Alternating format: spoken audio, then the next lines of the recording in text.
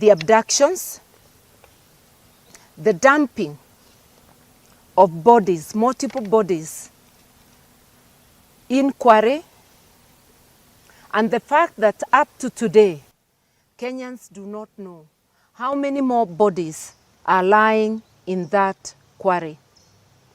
Because this Ruto regime violently removed volunteers who were seeking to fish for more bodies at that quarry. But so many things are happening that we actually no longer appear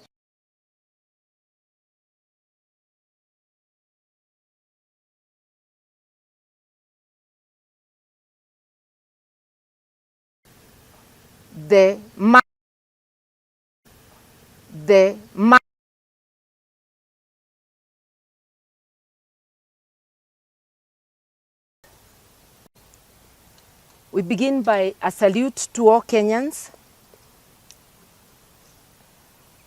who turned out to assert their sovereign will at the constituency level on Friday last week on the forums arranged for public participation on the impending impeachment of one Rigathi Gachagua, the Deputy President. Kenyans were with great clarity and unity, united in their voice, telling both Ruto and Gachagua that they stand impeached. They came in as a pair and they'll go home as a pair. That was the message of Kenyans. Indeed, it was very impressive that Kenyans were not diverted from the pressing national issues to power games. And they were able to put out their pressing needs, which should be looked after rather than the power games of impeachment. Our Constitution is the supreme embodiment of our collective will as a nation. It's a covenant entrusted with the protection of our sovereignty, democracy, and social justice. It is the solemn duty of the President as the nation's highest custodian of this sacred document, assisted by his deputy, to safeguard its principles with unwavering fidelity. Today, as we stand at this historic juncture, where the actions of President William Ruto and his deputy Rigathi Gachagua constitute not only a gross dereliction of duty by the presidency, but a calculated assault on the foundational pillars of our republic.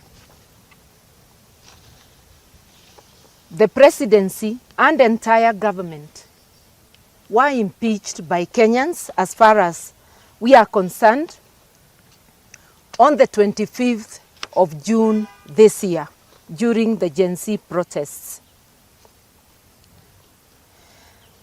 The exercise, therefore, arranged for the impeachment of the Deputy President ironically turned into a reminder of the entire presidency and government that they stand impeached by Kenyans.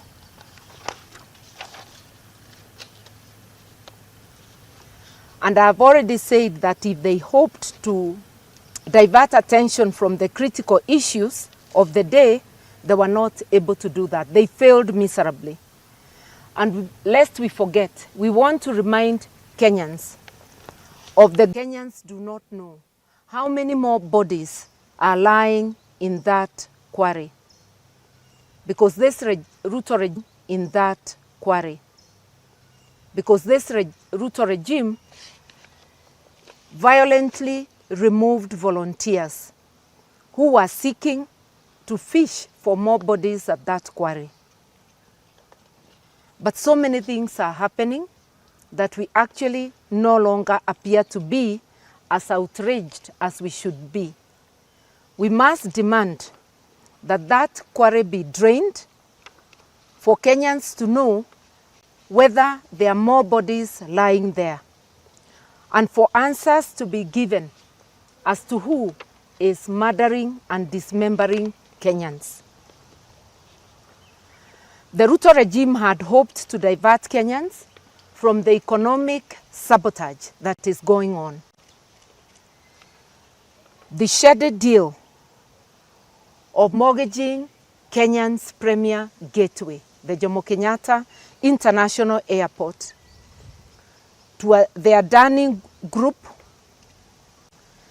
which is scandal-ridden and against whom questions of malpractices are being raised in many parts of the world. This amounts, the giving of this Adani Group, our premier gateway, without competitive bidding and without public participation or the approval of Parliament, is actually economic sabotage. Jobs stand to be lost, not only at the airport, but also jobs relating to the export of horticultural products. Under this Adani deal, it is the Adani Group who will determine what happens at the airport. It means our many farmers, horticultural farmers, and those employed along that chain will be subjected to higher prices, because the Adani Group have not come as charity workers. They are coming to make money. It means the future of so many has been put in jeopardy, and that is why we call this economic sabotage. The same Adani Group is being given concession over power distribution. Again, this is economic sabotage. We are already suffering very high prices of power. We are subjected to that by KPLC. Now with the Adani Group, we cannot hope that things will be better. They can only be worse. You wonder why a regime would sabotage its own economy. And the only conclusion we can come to is that Adani is a front for cartels, high-placed cartels within the Ruto regime.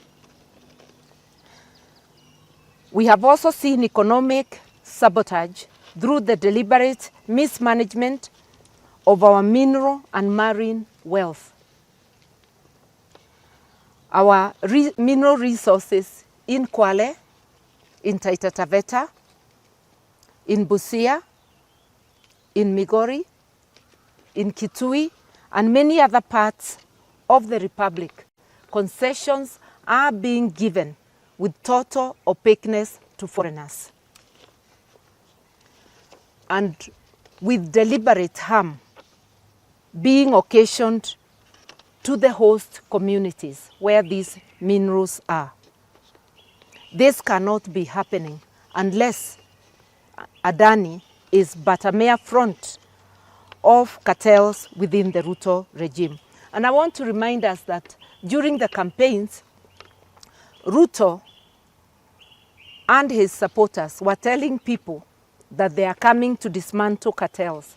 It appears they were talking of themselves coming in to remove, if at all there were cartels, and to perfect the art of capturing the state and putting it in the hands of cartels.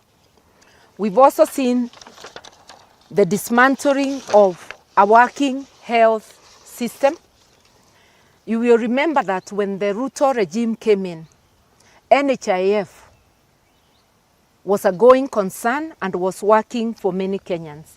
I can testify that I know of many poor people who were not only assisted to get quality health services by NHIF, but some were assisted to travel to India for treatment. In the 2 years of the existence of the Ruto regime, NHIF had been run to the ground. Hospitals were no longer accepting NHIF cards, and now since Tuesday come in SHIF, SHIF. We have not forgotten seeing the tears of an old man who had been denied dialysis. But this is just one person. How many others were crying out there, not under the glare of the media, without us knowing? We all know that those who require dialysis, if they don't get it on time, it can lead to untimely death. We do not know how many people and in what manner they have been affected by this clumsy transition from NHIF to SHIF. We also were told that SHIF was coming to expand the health services. We know that is a lie. We have seen indication that SHIF will actually restrict access to health for many. It is raiding the pockets of Kenyans, whereas under NHIF, every Kenyan was required to pay 500 shillings a month.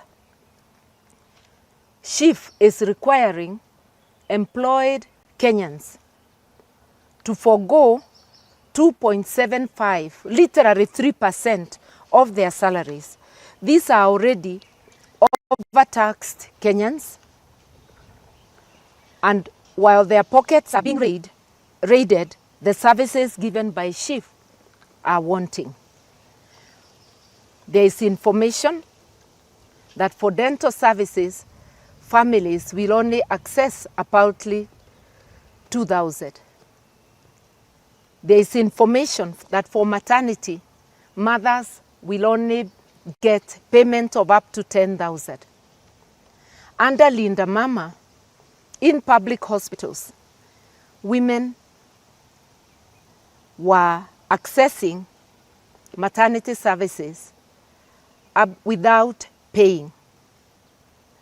How many will be forced to deliver away from hospitals? This is a violation of the Constitution, in particular Article 43, which provides that the government of the day will ensure that Kenyans have access to quality health services. We should be transitioning, destroy Kenyans' food sovereignty.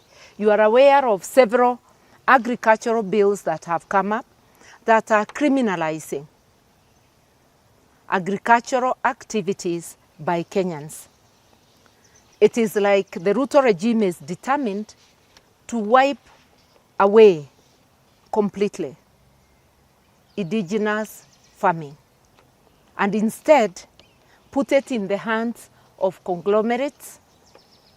We know they began by bringing in GMOs. When the issue of agriculture is in the hands of conglomerates, poor people will not access seeds, which will be out of their range. And if agricultural activities are criminalized, it means we all have to depend on buying food from the shops. How many can afford? Instead of helping Kenya to be food secure, we are destroying any chance of Kenyans ever being the masters of their own destiny when it comes to food security. Amidst all these chaos and the chaotic rollout of SHIF, we have not had the elected leaders, from the presidency to parliamentarians, highlighting the suffering of Kenyans. Instead, they are all glued to the power games of impeachment. Kenyans are not diverted. The Kenyans' attention is not diverted to the issues of the day, And that's why participants in Elgeyo Marakwet were asking whether the impeachment of Gachagua will build the stadiums they were promised, whether it will bring the building of the roads that they have been promised and have not so far been built. In other words, Kenyans want their issues attended to, not sideshows. And the message to the Ruto regime is clear: shape up or shape out. Governments are elected and leaders are elected to prioritize the needs of the people. But it appears that Ruto and his regime and the entire parliament are oblivious of the needs of the people. Only very few of the parliamentarians are focused on the issues of the people. We are calling upon Kenyans to continue raising their voices. This regime needs not only to be reminded of its duty, but it needs to be forced out if it cannot attend to the people's needs. We are calling on Ruto and his cronies to heed the call for justice that take us throughout the valleys and hills of Kenya, and to know that Kenyans have not forgotten that they are being denied their rights, that there is economic sabotage, and that life is being made unbearable.